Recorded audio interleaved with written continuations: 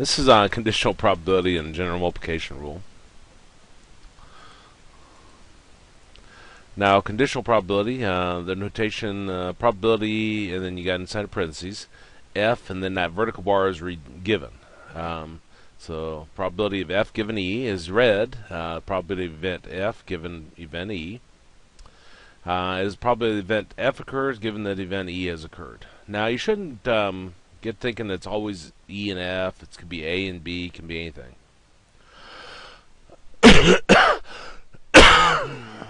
Excuse me. Now, this is where we're narrowing it down. We're only looking at a subset. For example, maybe I'm going to find a probability of picking somebody at random from the class who's wearing glasses given they're female. So I'm only looking at the women, and then from there figuring my probability. Now, our conditional probability rule goes like this. Probability of f given e is equal to probability of e and f over the probability of e. Now, you can also write it as, see this n here? That's the number of outcomes. So the number of outcomes in e and f over the number of outcomes in e. Take a look at this problem.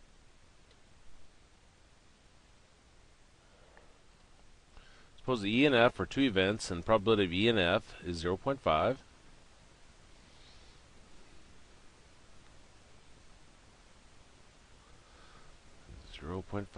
And probability of e is 0.7.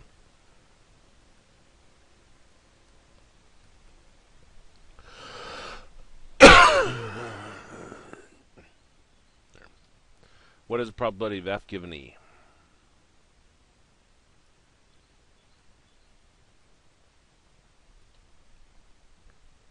Let's go back up to our formula. Okay, so from our formula, probability of f given e is equal to the probability of e and f over the probability of e.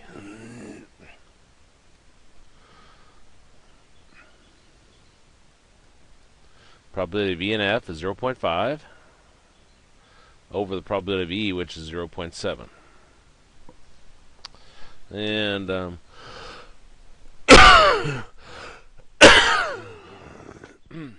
and get over being sick. It's got 0.5 divided by 0.7.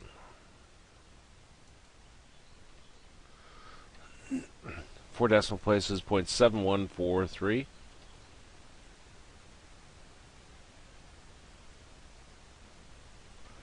7143. Yep, that's our answer.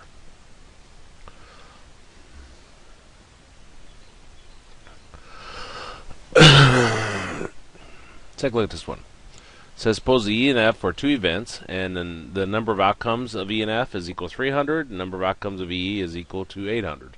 What is the probability of f given e? So number of outcomes of e and f is equal to, what did I say, 300? And number of outcomes in e is equal to 800. And they want to know what's the probability of f given e.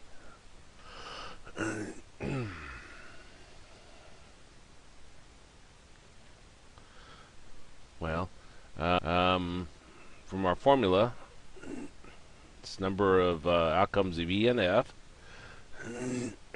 over number of outcomes of e.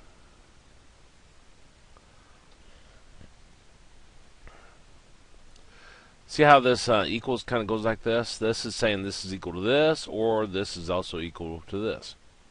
So you can match either one together. So we're going to have 300 over 800.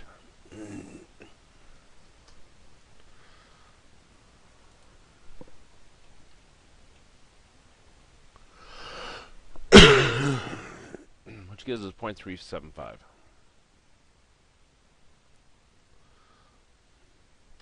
And that's our answer.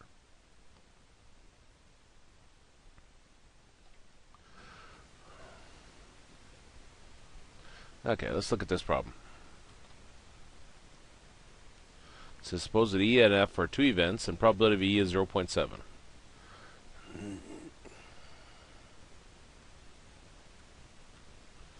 And probability of F given E is equal to 0.3. It says what is probability of E and F?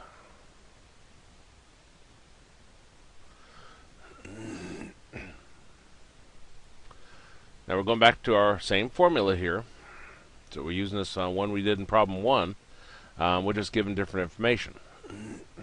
So we have probability of F given E is equal to probability of E and F over the probability of E. Well, the probability of F given E is 0.3. Probability of E and F we don't know. We treat it like a variable. And probability of E is 0.7. Well, if you remember from college algebra,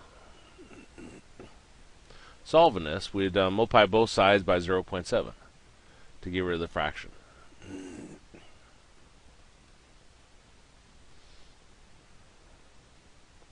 And 0.3 times 0.7 gives us 0.21.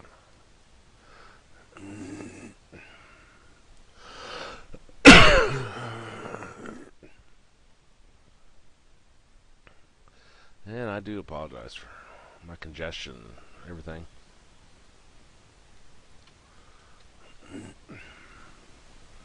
Okay, let's take a look at our fourth problem here. Given the general population, 12% are old. In addition, 8% are old and forgetful. What is probably a random select person will be forgetful given they are old? So what they're asking for is probability that they will be forgetful given they are old. So forgetful, or can't spell. Forget, F-U-L, yeah. Given they are old. This is what they're asking for. Up above they said given general population 12% are old. So probability of the old is 12%. In addition, 8% are old and forgetful. So old and forgetful.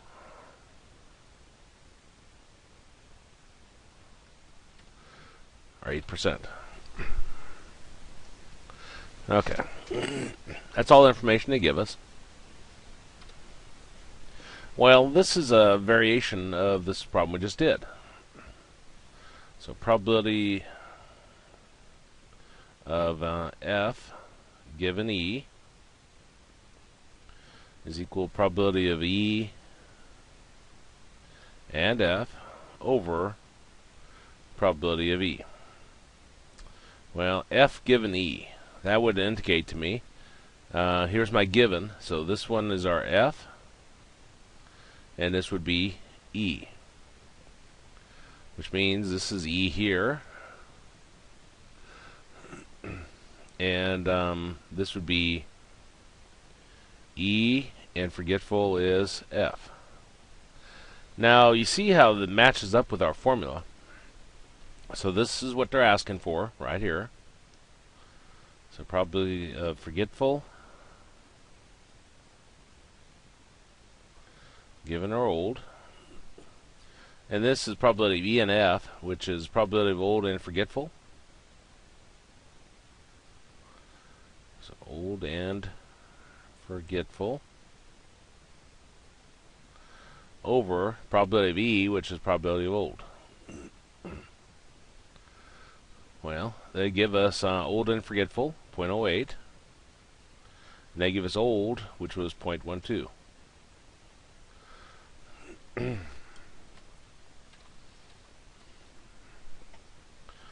0.08 divided by 0.12.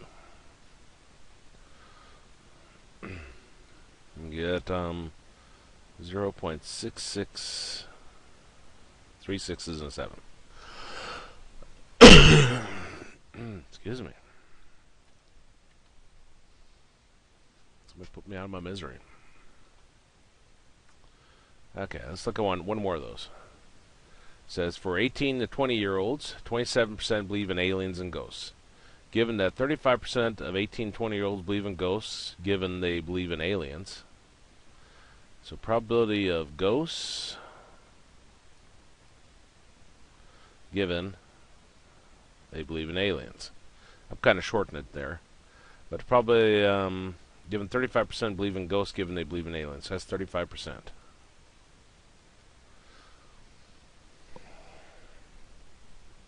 Now this is going to match up against our formula. Probability of F given E. So ghosts is going to be our F, and aliens will be our E. Okay, see what else they give us. 27% believe in aliens and ghosts. Aliens and ghosts. So probability of aliens and ghosts was 27%. And this is our E, and this is our F. Actually, I want to do this in red. Not that matters.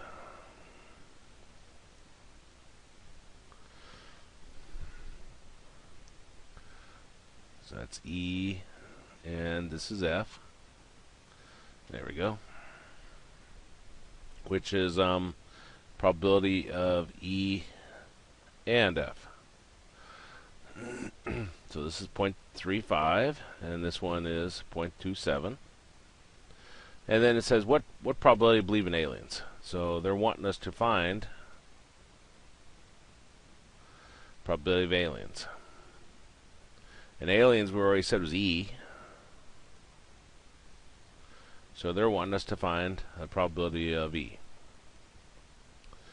Well, this goes back to our formula. So we got probability of F given E is equal to probability of E and F divided by probability of E. Well, let's put in what they give us. They gave us probability of F given E, which is 0.35. Probability of E and F is 0.27 over the probability of E. If you remember from college algebra, when we're solving an equation, we always get rid of the fraction first.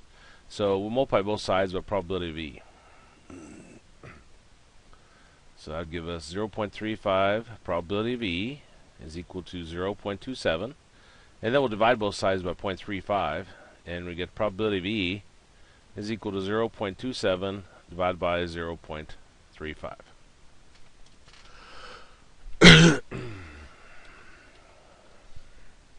0.27 divided by 0.35. And so the probability of E, which is the probability of aliens, is 0.7714.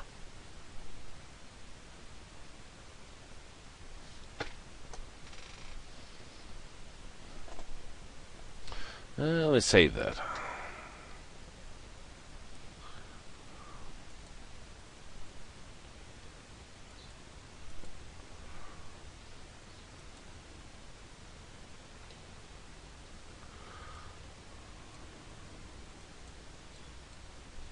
Conditional probability and general multiplication rule.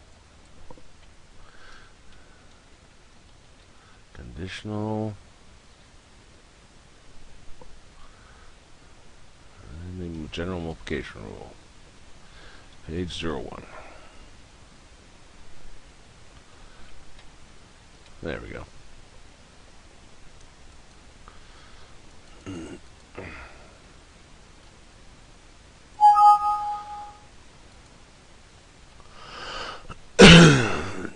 Well, let's look at number 6. Tables are a little bit different when we're talking about probability. Some ways are easier. It says given the following table, we got hair color and then male and female and totals. So that means that for males, there's 25 brunettes, 5 blondes, so forth. Okay, A. What is the probability a random select person is female given they have red hair? So probability of female.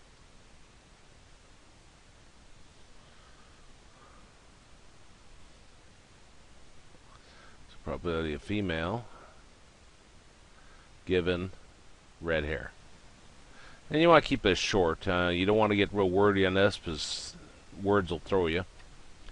Given they have red hair. So we're only looking at red hair. There's 9 total. Of those 9, 7 of them were female. So we have 7 ninths. I won't actually plug that in my calculator, but you could.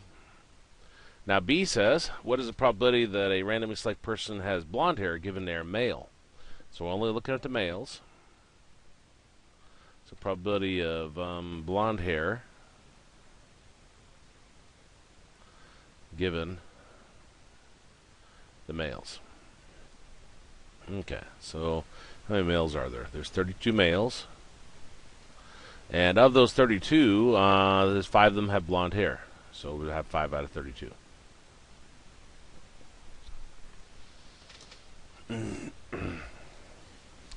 Now our general multiplication rule looks like this, and it looks pretty complicated. It's actually a fairly simple idea. The formula makes it look hard. The formula comes in handy if we're given numbers. So if they're telling you these percentages, what probability of E is, what probability of E and F is, and you're asked to find the probability of F given E. But for the most part, these are a lot easier to work than that. Probability of E and F is equal to probability of E times probability of F given E. So this first one happens, and it reduces the probability of the next one, or changes it in some way. Those are dependent events, is what that's referring to. Well, let's see some examples, see what in the world this is really saying.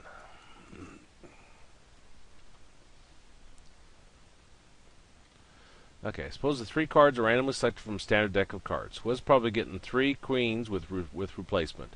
With replacement, it means we take a card out, we look at it, we put it back in after we're done. Okay. So probability of 3 queens. Now the addition rule is kind of complicated. Or maybe I shouldn't say complicated. It isn't as easy to see as the OR. The OR, the multiplication, the OR is the addition. Well, you actually have the word OR there. But for multiplication, the AND is implied. This is saying we'll get a queen the first time, and the second time, and the third time. So I'll put Q for queen. So we're saying like queen and queen and queen. Well, AND is multiplication. So I'm going to have 3 fractions multiplied together. Now our first one, there's 52 cards, and we're looking at the probability of pulling out a queen. Well, it's 4 queens. So that'd be 4 out of 52. Let's say it's a queen of hearts. We look at it, so think that's okay, that's nice. We put it back into the deck. This is worth replacement. Yeah, worth replacement. So we put it back in the deck. Well, there's 52 cards again. Out of those, 4 of them are queens. Okay, we pull out another queen. Queen of diamonds. We look at it, think, okay, that's nice. We put it back in. There's 52 cards again, and of those, 4 of them are queens. So this will give us our probability.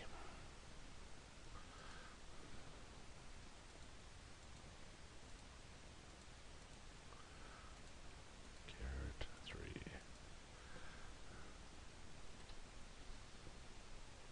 So this gives us 4.5517 e to the negative 4. Now what this notation means is scientific notation. That means like times 10 to the negative 4, which means we move our decimal place 4 places to the left. So this will be 4552.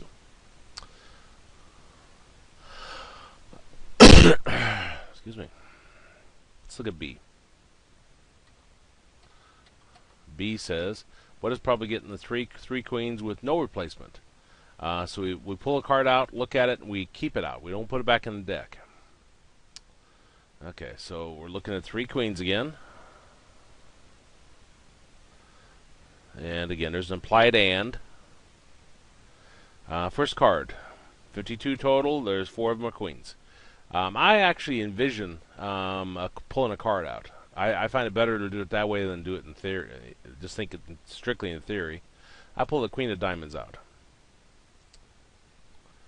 I can draw a diamond, but I pull the queen of diamonds out. Well, how many cards are there left in the deck now? Well, there's 51. Of those 51, how many queens there are? Well, we pulled out 1, so there's 3 left. Now, this time I pulled out the queen of hearts, for example. Well, how many cards are in the deck? Well, there's 50 left, because we pulled 2 of them out already. They're already sitting here on the table. And how many queens are left? Well, there's 2, because where I pulled 2 of these out, we pulled out queen of diamonds and queen of hearts. Now, this is a very specific example to demonstrate what are we talking about. But again, it helps you to visualize it. And 4 out of 52 times 3 out of 51 times 2 out of 50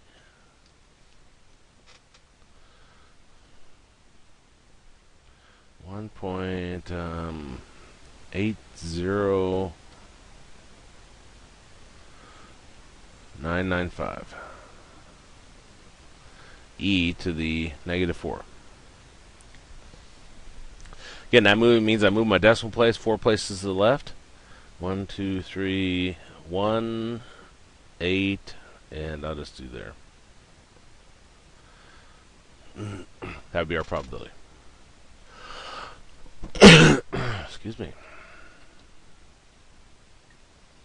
Okay, number 8. Says there are 10 men, 13 women. 2 are selected to attend a statistics conference. What is probably the 2 are selected random that they were both women?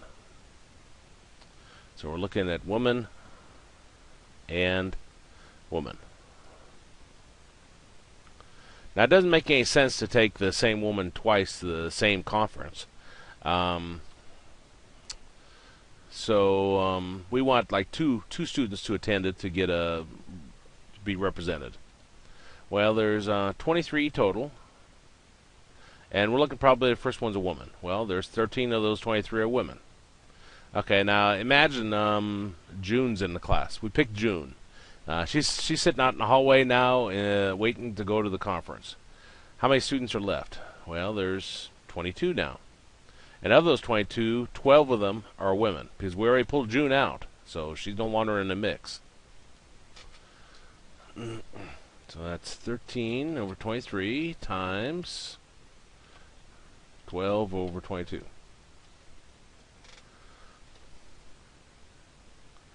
And we get 0.3083. That'd be our probability.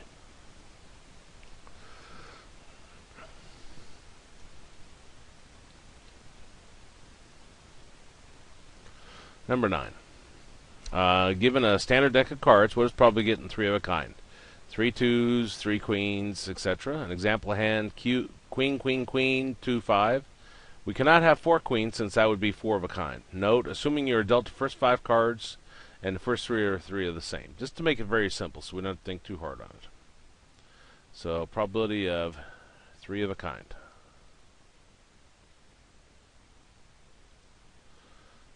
Dealt 5 cards.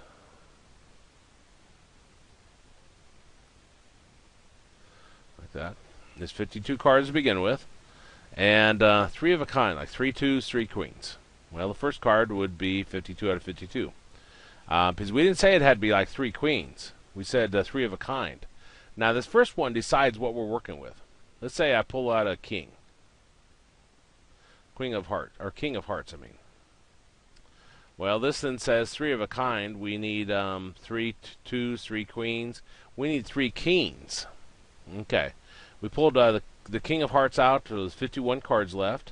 Of those, we're now looking for kings, and there's 3 kings left. Because I pulled the king of hearts out already. Okay, let's imagine this one is a king of diamonds. And, okay, so the next one, there's 50 cards left in. Of those, 2 of them are kings. And, king of clubs. I'm not going to try to draw a club because I'll open myself up to ridicule, but, oh, let me shift my position here. There we go. This is a king of clubs. So again, these are just examples. I'm envisioning this. Okay, so I'm done. I got my 3 of a kind. My next card is 49 left. I can pick anything except for a king. Well, there's we pulled 3 kings out, so there's 1 king left inside. So I can pick from any of the other 48 cards. It just can't be a king. Let's imagine there's a queen. Queen of hearts. Okay, that means there's 48 cards left here. And there's 47 for me to pick from. Because one of them is still a king. So I want anything except for that one. So let's see what that gives us.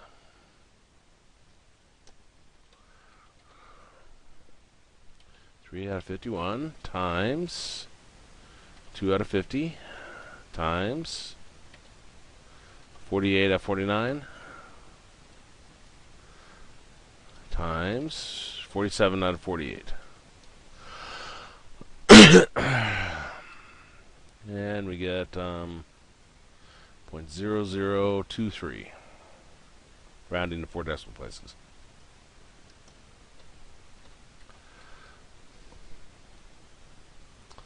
Okay, let's look at our 10th example here.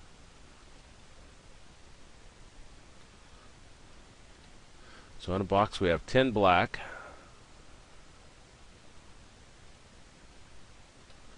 5 blue, 3 red, 7 green.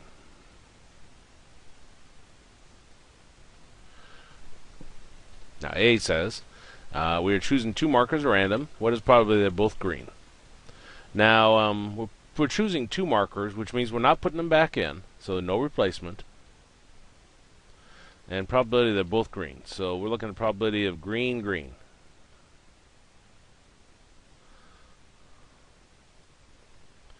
Well, how many are there total? There's, let's see, 8, 15, 25 total. And there are 7 green ones. So that'll be our first marker. Now, envision, we just pulled a green marker out, so it's sitting out there on the table. So there's 24 markers left. And of those, 6 of them are green. I won't actually plug these in our calculator, just do the setup on them. But I would recommend you plug them in to verify whether you got the answer right, looking in the back of the book. B. What is probably first is green and the second one is black? So probability of green and then black. Well, it's 25 total. 7 of them are green times. There's only 24 left, and I want the second one to be black. Yeah, black. So that'd be 10 out of 24. C says, what is probability first is black and the second one is green? So probability of black, green. Well, this is 25. There's 10 black ones. I pull a 1 marker away, so there's 24 left, and there's still 7 green ones, though, because I didn't put any green ones away.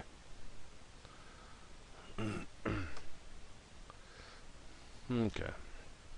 D. What is the probability? 1 is black and 1 is green. So 1 is black.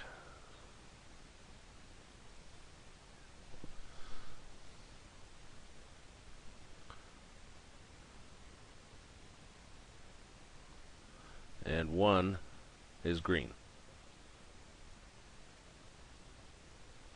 Well, that means I could have a probability of black and then green, or I could have a probability of green and then black. So, because it doesn't specify order, does it?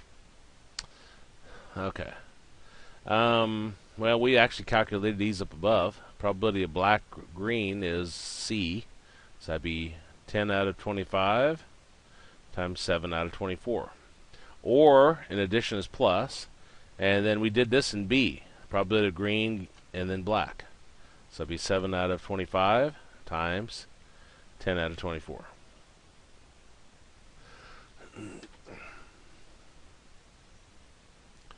And those would be your answers. Now, we have a note here. It says if small random samples are taken from large populations without replacement, it is reasonable to assume independence of the events. As a rule of thumb, if a sample size is less than 5% of the population size, we treat the events as independent. What is that saying? Okay.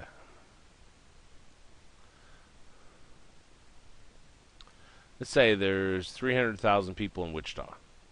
There's a little bit more than that, but there's 300,000 people.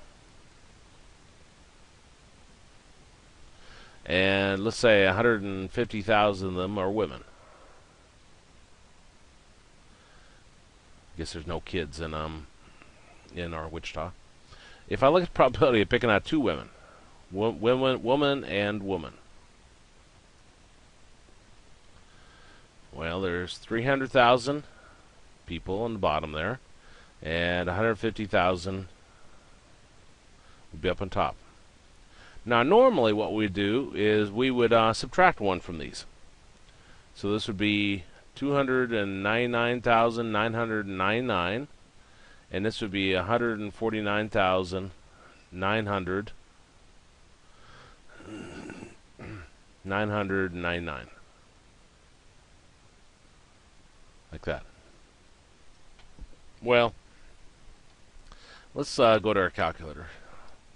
150,000 divided by 300,000 gives us 0.5. 149,999 divided by 299,999 gives us 0.49999833333, so forth. Is there really that much difference between this one and this one? There isn't. So when you're talking about large numbers like that, instead of trying to reduce it like that, we just pretend that they're we assume independence of the events, which means that this second one is also 300,000 on the bottom and 150,000 on top. Again, from the fact that when you're dealing with large numbers like that, it just doesn't make any sense to try to reduce it by one, because it goes so far out there anyway, decimal places, that it's practically the same. Now, the last thing, they say two events E and F are independent if probability of E given F is equal to E, probability of E, or equivalent, the probability of F given E is equal to probability of F. They'll give you some problems where they will ask you if E and F are independent. Well, all you do is find this probability here, find probability of E and F, or E given F, and then you find probability of E. And if they're equal, then that means they're independent. So, nothing real exciting there. And we're done with that section. So let me stop the recorders.